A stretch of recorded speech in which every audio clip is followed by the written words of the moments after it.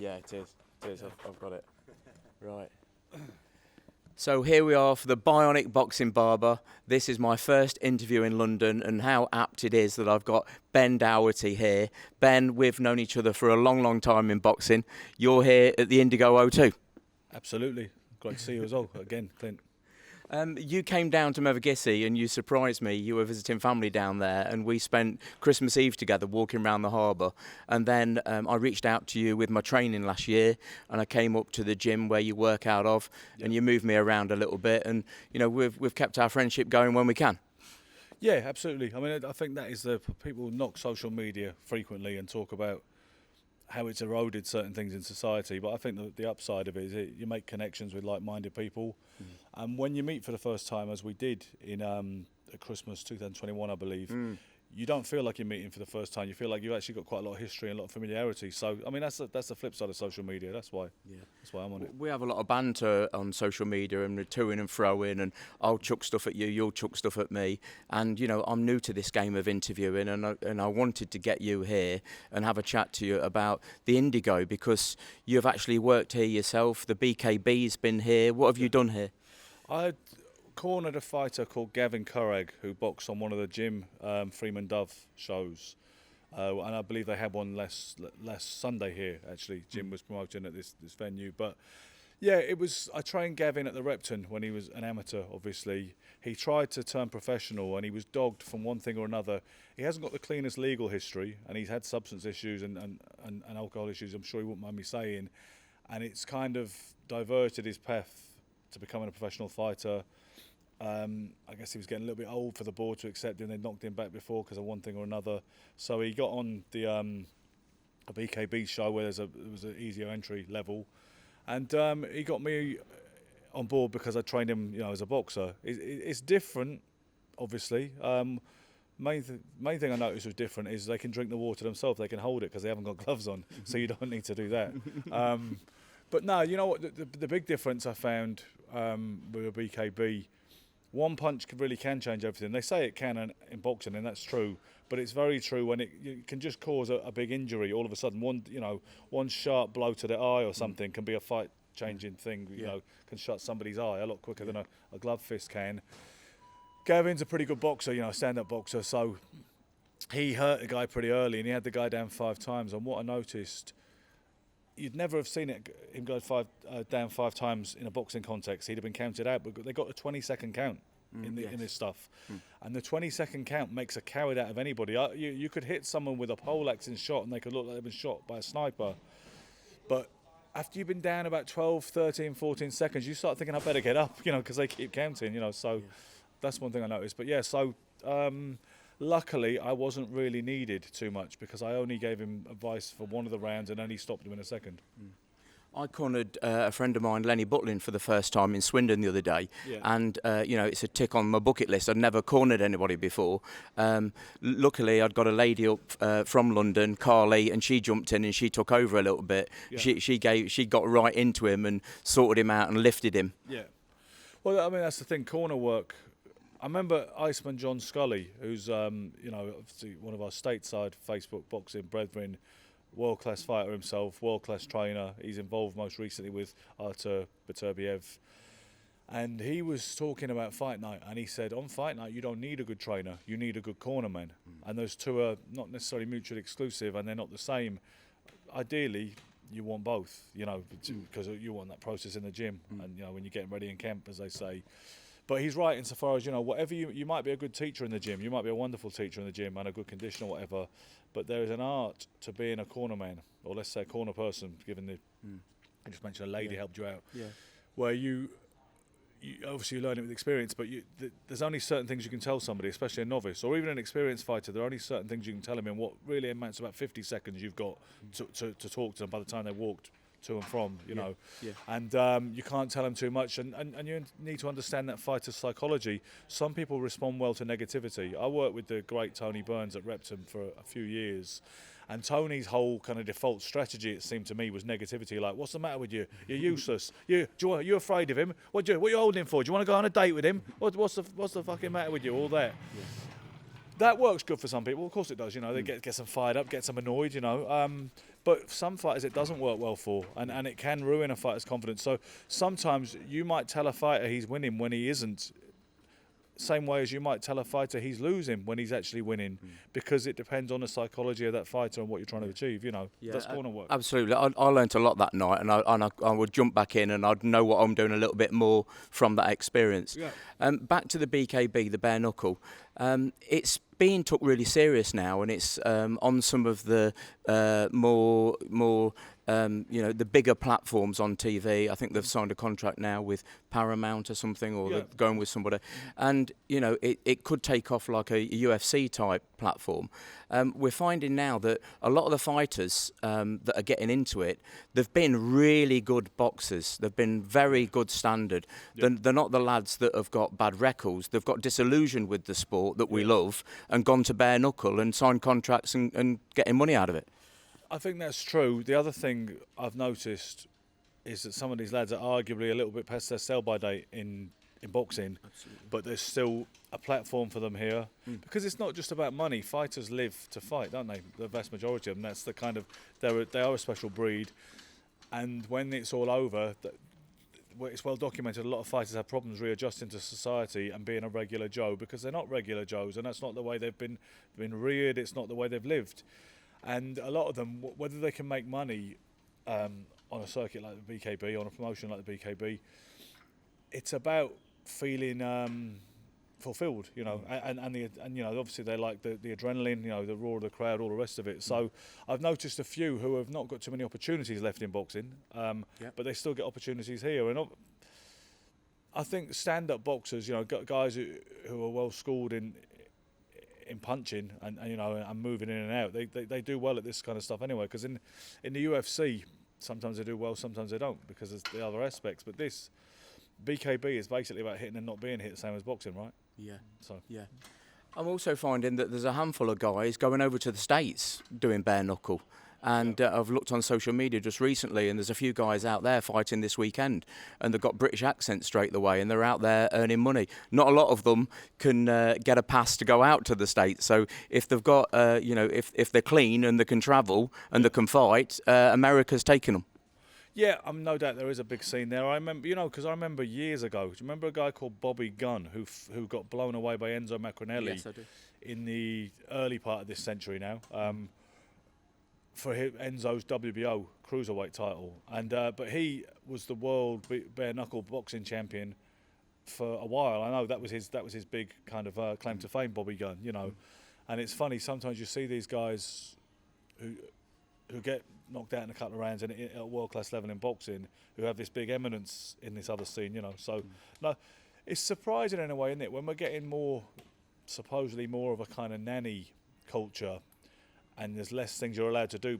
Health and safety seems to be everywhere in life these days, and there's less things you can get away with. Think of the things you used to do back in the day. Even I remember Jimmy Tibbs in his autobiography talking about working on sites with no hard hats and no safety checks, and they just got on with it. Whereas it's quite odd in a way, in the middle of all that culture in the 21st century, in the 2020s, even when people are talking about even gender is being, ludicrously blurred. It's quite strange that something as primal as bare knuckle boxing is flourishing, you know what I mean?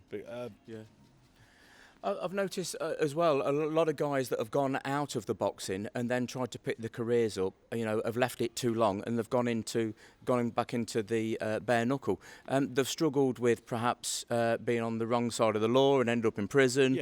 Absolutely. And also they've they're not been able to get the career going again, but they've got great skills and they can be really good at bare knuckle, and it's not something that I really like to see, to be honest with you. They get absolutely smashed to bloody bits. I'm not a massive lover of it, but I do watch it.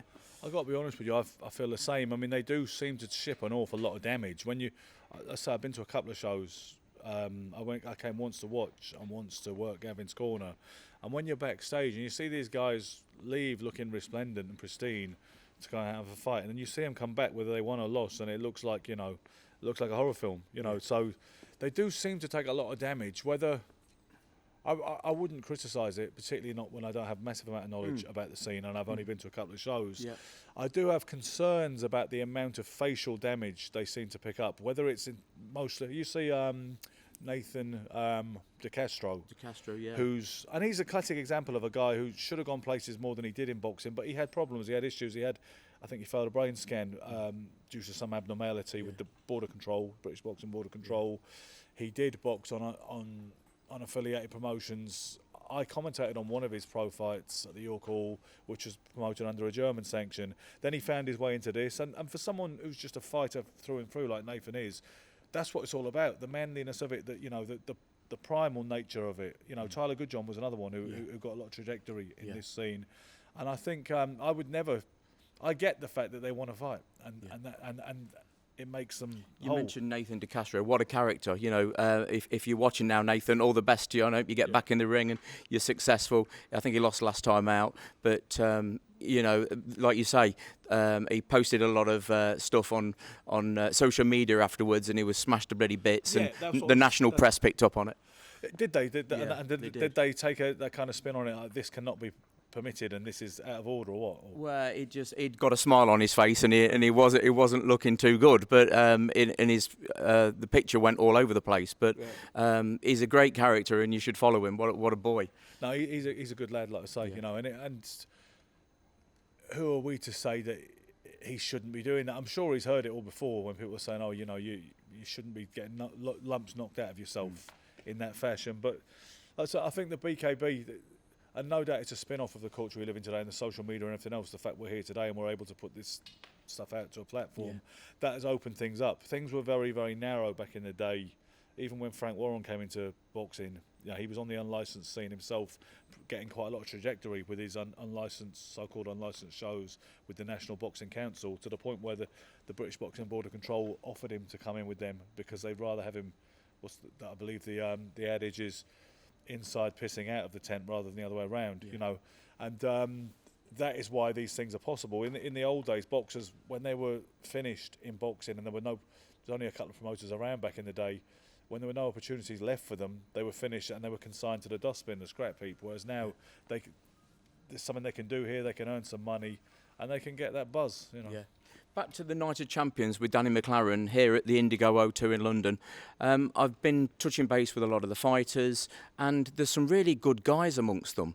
The like 7-0, 10-0, and when they're talking to me, they really want the opportunity to turn professional eventually, and they're taking it really serious at the level they're at now. What, turn professional in the pro ranks? In boxing, boxing, yeah. So some lads are using it as a launch pad. Yes. From BKB to gloved professional boxing. Okay. Well, I can see that as well, because that's when I guess they learn to market themselves, and they get used to selling tickets, and they get used to having a following, which is a reality of professional boxing. So sometimes it's a springboard for them, right? Sure. I mean, it's something that I think with Can you think of anybody that's come from down there and gone professional? Fabio Wardley's one that springs to mind. White collar, yeah. White collar, sure. Yeah. Can you think of anybody else that's really got up there and earned loads of money out of it and they're fighting professional? I think Fabio Wardley is the main standout from someone who started on the white collar scene and rose to becoming a top level TV fighter. He's English champion right now. He's got a big fight coming up. I've got a bit of a tragic tale of a kid who came from white collar to the pros, but it didn't end well. I mean, when I first started getting involved with white collar boxing back in 2007, I started at a gym called City Boxer in Southwark, at the Ring Boxing Club on Ewer Street. And there was a kid there called Michael Norgrove. I say a kid, he was about 29 already. And he was just much better standard than the rest of the guys in the gym. They were all fit, there's a lot of stockbroker types there, classic white collar kind of fodder city boys. And he was one of them, but he was much better than the rest of them. I sparred him one time and he gave me quite a hard time. And I said to him, you should go amateur. So I took him to the Repton and he got to the National Novices Class A final his first year. He won his first 9 fights, then lost one and lost by 1 point in the final. Then he got to I think it was the quarter or semi-finals of the Class B Novices the next year. He had about 20 fights, 116 of them for Repton. And he had some stoppages and everything else. And then he turned pro, and he won, I think it was 4 on the spin. Then in his 5th fight, he was winning. He was against a journeyman, actually. He collapsed, in the ring in some kind of unexplained distress and died. Or he was on life support for a little while after that, several days, and he died. And I think he may have been the last British fighter to die in a British ring, which was this would have been 2013, I believe. Now, the point being that he was somewhat, and and he could have gone places. He was, he was a popular guy who sold tickets, and I think it was a freak occurrence, the fact that he met his end in the ring, because he was not losing that fight, and he hadn't taken any particular heavy punishment, but. It's not the most promising omen, but that's another example I'm aware of. I've took this concept of the Barnet Boxing Barber, and I'm going around a lot of the smaller hall shows. Sometimes 1,500, 2,000 there, and it's white collar, it's unlicensed. I want to really get to know the characters and the people behind the scene. I'm talking to a lot of the fighters about mental health, which is something I dive into. Yeah. They've touched on my own journey. I feel like I've got something to talk to them about. We were talking off camera, and you think there's a place for me in the sport, and you think I can keep pushing what I'm doing and get involved and keep going and with the big boys. Yeah, I mean, I think let's say you've walked the walk in your own little way, and I think you sort of you understand how life-saving boxing can be for people, and we see it in the white collar shows and the white collar boxers I'm involved with all the time. A lot of people who come to you to sign up for a show, they're often going through something in their life, their personal lives, which has been challenging, and they've found it so useful and rewarding, and they experience personal growth in that. And I think that's what your brand is all about. Yeah. It's about boxing, it's about mental health, and it's about the redemption you find in it. And also I say from the interviews you're doing, Harry Carpenter never boxed in his life, but he was a good broadcaster, right?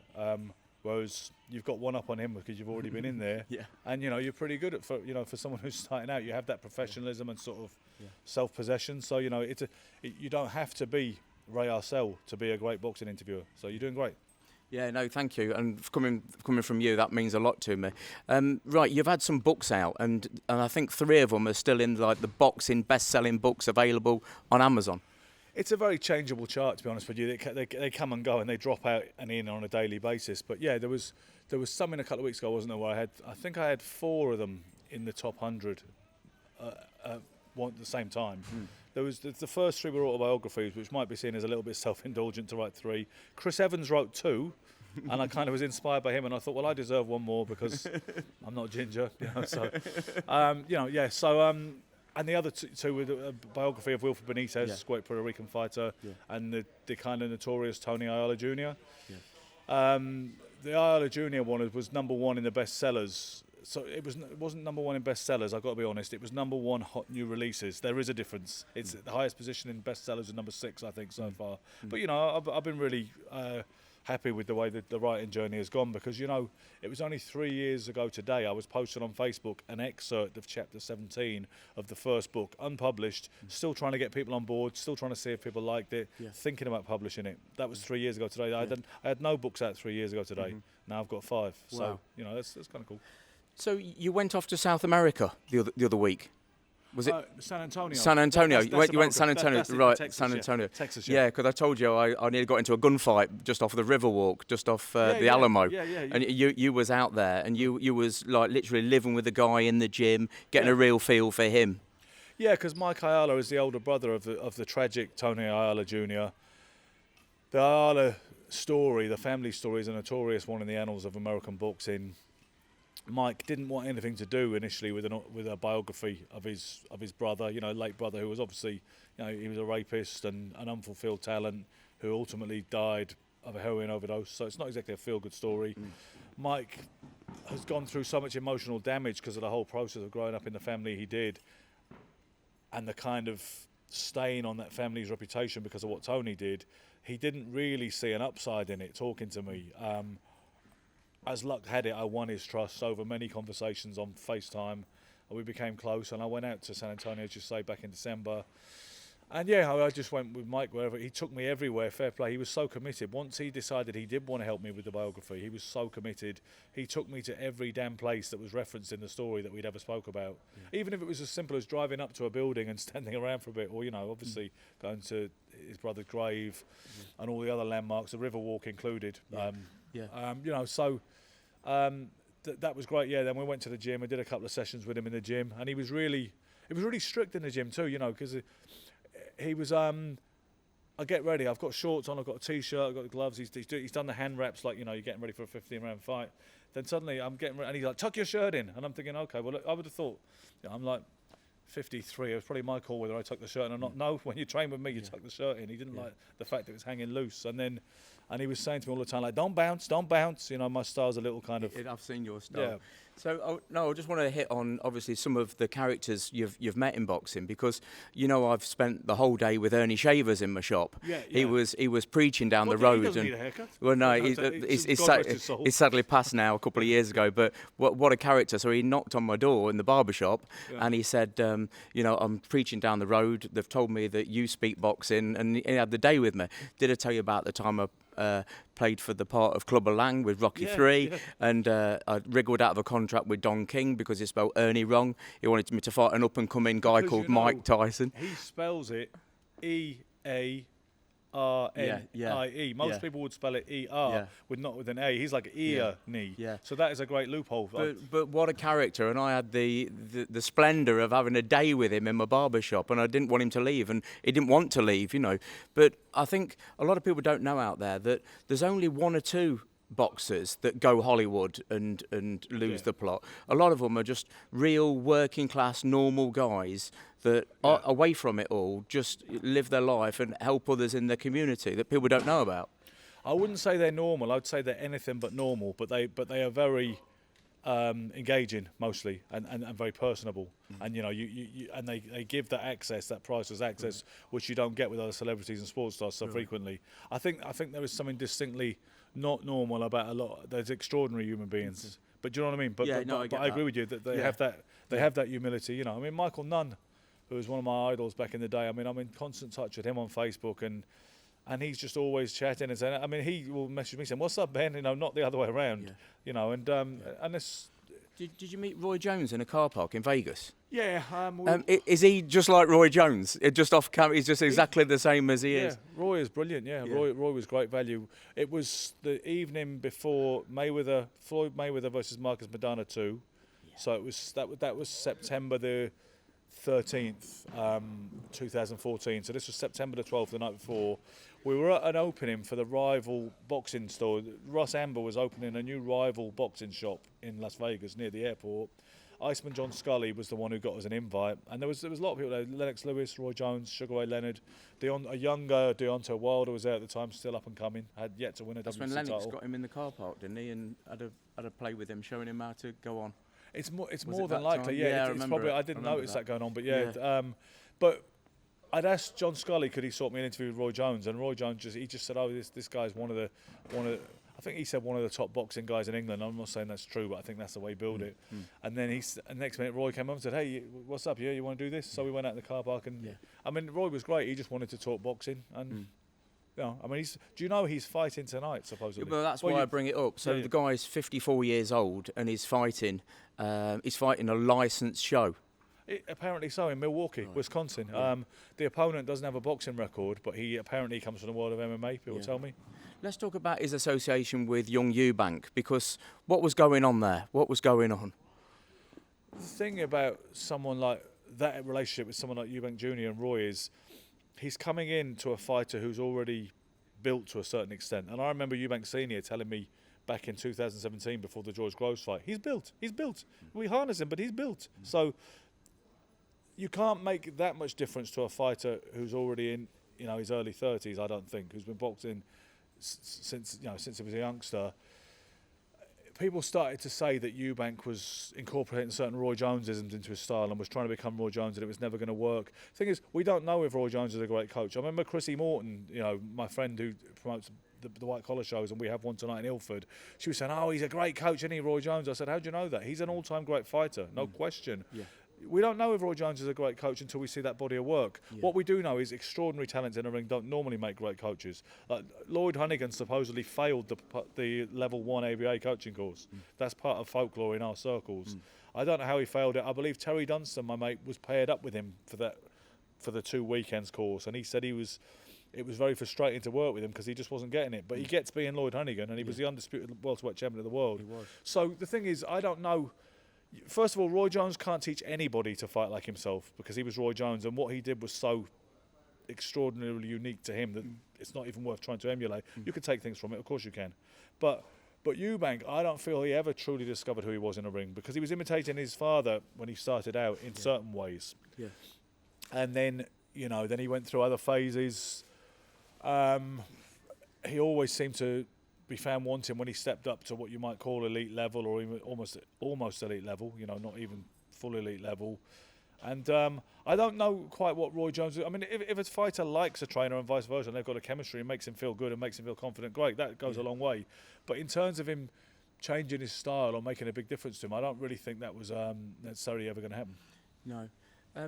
Do you think that Eubank Jr. could have ever gone back in the ring with Billy Joe Saunders at any given time and fought him and put up a good fight and possibly have beat him? Should he have done it straight the way afterwards, or should he have gone away to the drawing board and got rid of his dad straight afterwards? How could he have ever got round Billy Joe Saunders? I don't see him beating Billy Joe. I know. When Billy Joe is anything like Billy Joe. We don't know where Billy Joe's at now. He told me a few months ago he's looking to fight again. He told me he wants to fight Liam Smith. That was what he was looking for, and that's what we talked to Ben Shalom about.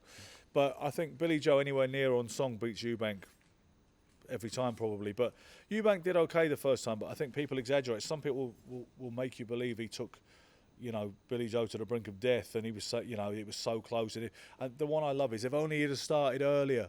It's like he was shut out the first 6 rounds because Billy Joe was boxing his head off. That's okay. So Mark Tibbs admitted, who was training him at the time with Jimmy Tibbs, he said he died a little bit, is the way he put it.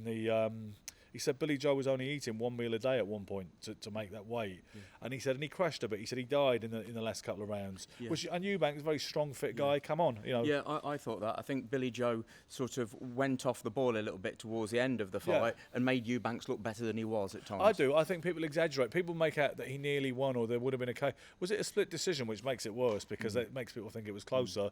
That's just one bad card as far as I'm concerned. Yeah. Billy Joe won that fight.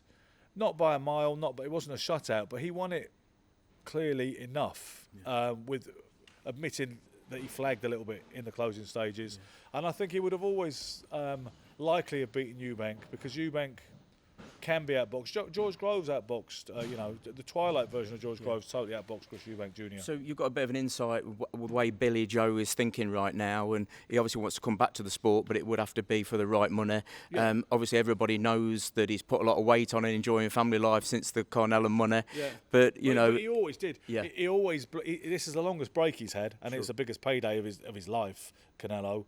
But Billy Joe always got big between fights. Always came back to the gym. Yeah, twice the size of his fighting weight. Do you think he'll come back? He tells me he will, but the longer it goes, you wonder if he will do, because, I mean, he must be...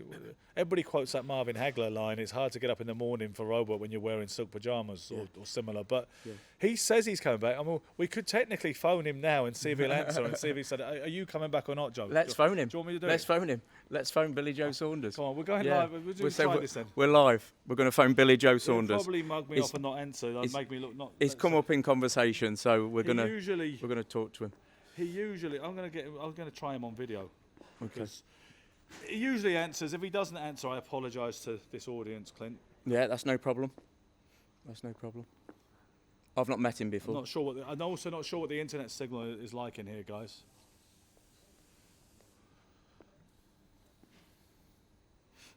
We're going to try this. Don't know if it's ringing, It's like it's not ringing, but we've got enough. I've got 1 bar of signal. We've got enough for me to get messages come back and forth, but it's not ringing. As you can hear that, Clint. Yeah. Yeah. Where's the speaker? No, that makes it face the other way. Should be a speaker. I suspect the internet signal is not good enough in the Indigo. No, I've not to got do one that. either. So that. So yeah, no, we were trying to get in touch with Billy Joe Saunders then, but we've got no signal here in the Indigo. But obviously, from talking about Billy Joe Saunders possibly coming back to the sport, let's go and talk about Tyson Fury, because I never get anything right in boxing when it comes to, obviously, who's going to win or what's going to happen. But I got it right with Tyson Fury. I knew that he would come back and he would absolutely sort everybody out and do what he did. There was at times when we were talking about it on social media and everybody thought he was dead and buried and never would come back, and rightfully so. But I knew that that man, when he got determined and sorted his head out and got himself right, that he would do it, and he did it. He did, and I think at that point, when he came back, even when he got the draw against Deontay Wilder, most people thought he was shafted on that particular night, even though he got knocked down twice. I think the heroic nature in getting up the way he did, there was such a lot of public feeling for him, and it was a massive moment of vindication for Fury. Then he went and smashed Wilder to pieces in a rematch, and his stock was at an all-time high. I would suggest right now, today, April the 1st, 2023, his stock is at an all-time low, because everybody believes that Usyk wanted to make the fight for the undisputed heavyweight championship of the world, and he was prepared to jump through hoops and be a little bit bent over backwards for it. And they feel that Fury still obstructed it, even though Usyk's team have admitted they walked away from the negotiations. But nonetheless, everybody believes Fury didn't want the fight, effectively ducked the fight, and Usyk absolutely did want the fight. And even hardcore Fury fans and die-hard Fury fans seem to have turned on him a bit. I've noticed that. Have you ever known a fighter to literally go with another trainer like Sugar Hill, and he came out a different fighter? That second fight with Deontay Wilder, he went through him like a bloody bulldozer.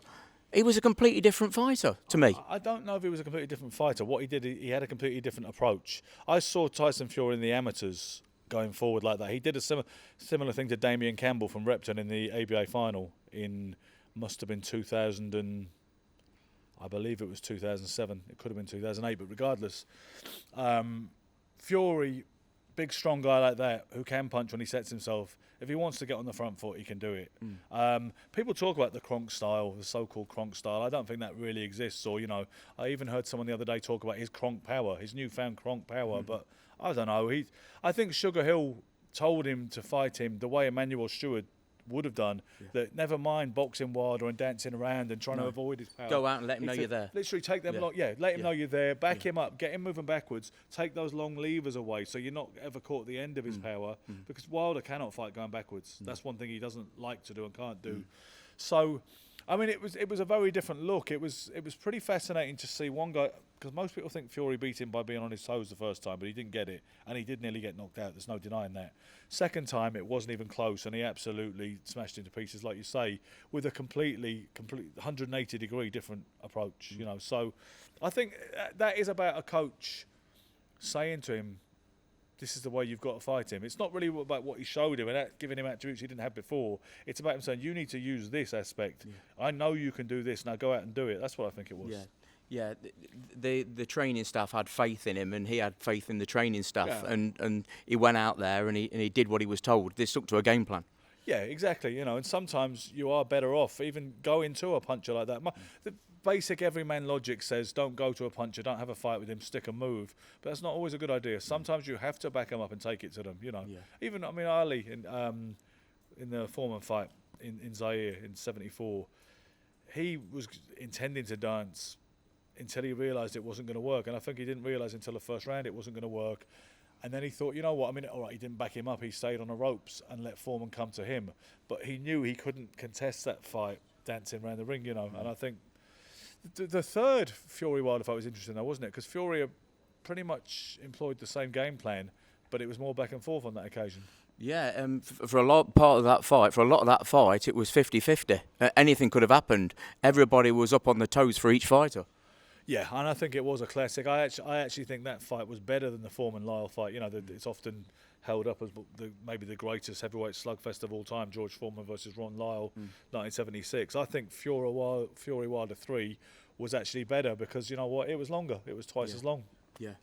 I think Wilder's come out and said that, he doesn't particularly like Fury and the sort of fell out again. But out in Saudi Arabia the other day, they were quite pally. So perhaps they're trying to build for a fourth fight. Who knows? I'd rather not. I mean, it's weird, isn't it? When you see a fight that was so action-packed and exhilarating as a third fight, and I didn't want to see that ahead of time either, because I didn't think there was much mystery about it because of the comprehensive job Fury had done in the second fight. I didn't really want to see the third fight. And sometimes you have to hold your hands up and admit you were wrong. Yeah. It was a great fight and it was well worth watching. I don't feel we need to see a fourth one, but I suppose someone could argue, but you didn't want to see the third one either, and look what happened. But I mean, you've probably heard as well. They were talking about Chisora White 3. Yeah.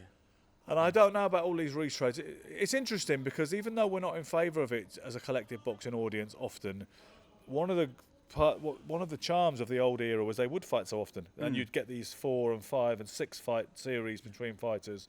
So maybe we shouldn't be so down on the repetition angle. Having said that, I think people want to see Tyson Fury fight Alexander Usyk, or a lot of people want to see him fight Anthony Joshua still, who fights just up the street. There's a lot of matches to be made in the heavyweight division, but obviously speaking on social media and me commenting on some of the chat, I'm very disillusioned with the heavyweight division at the minute, and it's really pissed me off the way it's gone backwards and forwards, and it's the money people are trying to build a fight, the money that they want in the fight isn't there, so they go away and try and build it again. And for me, it's killing heavyweight boxing.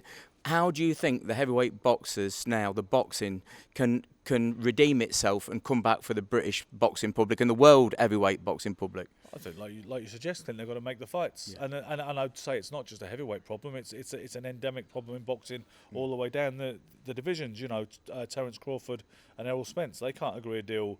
It was on Twitter yesterday. Apparently, negotiations have restarted, and after a while, you get so bored and jaded with the whole thing. Whenever people defend what happens in boxing, they're usually insiders or people who purport to be insiders, and they say, "Yeah, but boxing's a business." But Matt Christie, the editor of Boxing News, said the other day, and Matt's doing a fine job. He's coming from a position of integrity, and he's a great boxing man. He said, "You say boxing's a business." He said, "But what kind of business continually flunks its biggest deals and can't pull them off? That shows you have a problem. We're not getting it right. It's not like, oh, you wouldn't get it.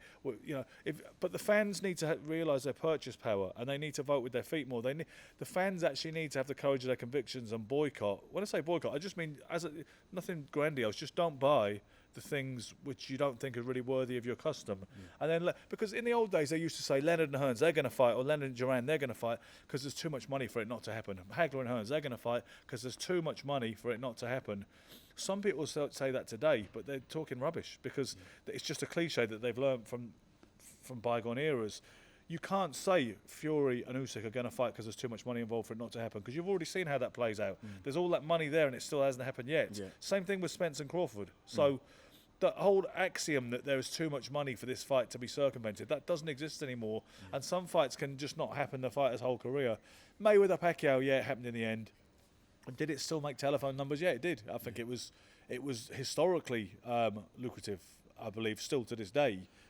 With it having been nearly 10 years ago. And again, there's some great fights that were never made. You look at the heavyweight division in the past with Riddick Bowe. He should have fought. It never happened. And perhaps there's going to be some of these fights. I mean, AJ, he may never get in the ring with the Gypsy King. We may never see that. He may not. And to be honest with you, I don't really care to see that too badly, because I've always thought that I want to see the Usyk fight, because I would. The strange thing is, I still pick Fury to win, even though all this avoidance and his, disingenuousness. People are saying he's scared. He's scared of Usyk. He's scared of AJ. I'm sorry that you don't know what you're talking about. This guy wants to fight. He's a fighter. He's a prize fighter. But I do think he's got to a point in his life now and career where he's more interested in the spotlight and the stage with maximum reward and minimum risk. I don't think he's seeking. I don't think he wants to fight killers anymore. I know that he has done, but I think right now when he fought Chisora and engineered that, that is cherry picking. With no disrespect to Derek Chisora. That was terrible. That was the biggest rock and roll swindle in boxing this century. Do you know what I mean? So I think with Fury, I want to see him fight Alexander Usyk, because even though I'd favour Fury, still after everything that's been said, I would still favour him, because he is a formidable heavyweight and he is huge. But there are certain questions Usyk would ask of him, and there is a fascination for me in seeing how Usyk handles it and whether he can pull it off. Yeah. And I would quite like Usyk to pull it off because he seems like a great guy. But nothing against Fury, by the way. Joshua Fury, I think, is a bit more straightforward. I think Fury would win the proverbial any day of the week. You know what I mean? Yeah. And I think Fury would have to slip an awful lot to be in a position where he would lose that fight. So to me, that's just a big commercial fight in Britain because of the personalities. But I don't see it from a boxing perspective. I don't see that one as a great fight. It has me salivating and wondering about the result. Yeah. Who knows? This interview might stand the test of time, and we might be right in what we're saying. There might be some fights never made, and we might be looking back at this, and Usyk and Fury might be made this summer, and they might sort the terms out. We don't know. No, we don't know. I mean, what we do know, like I say, there almost needs to be some kind of intervention. I know Dana White, the UFC mogul, has said that he's interested in dipping his toe into the waters of boxing, and he thinks he could get some of the fights made that boxing can't seem to make. And by the way, if Dana White, we maybe tag him in this, I'm willing to assist you in any way you like with that. If you do want to get involved in boxing and you come with a value base, which you seem to have, then I would help you in any way I can on any of that, you know. And I'd do the interviewing at the shows. I'd be good to there me. with the Barnet Boxing Barber, pushing my platform, and I'd go any which way anybody wanted me. Plans coming together. Yeah. So, you know, we'll end it now, but we could talk forever. We usually do. And it's so nice of you to take your time out and come to the Indigo and meet me here. I was really looking forward to seeing you again, Ben. You know, everybody watching, you know, keep watching the Barnet Boxing Barber and, you know, keep punching. Keep punching. Cheers. Thanks, mate. Cheers. No, nice one. Good.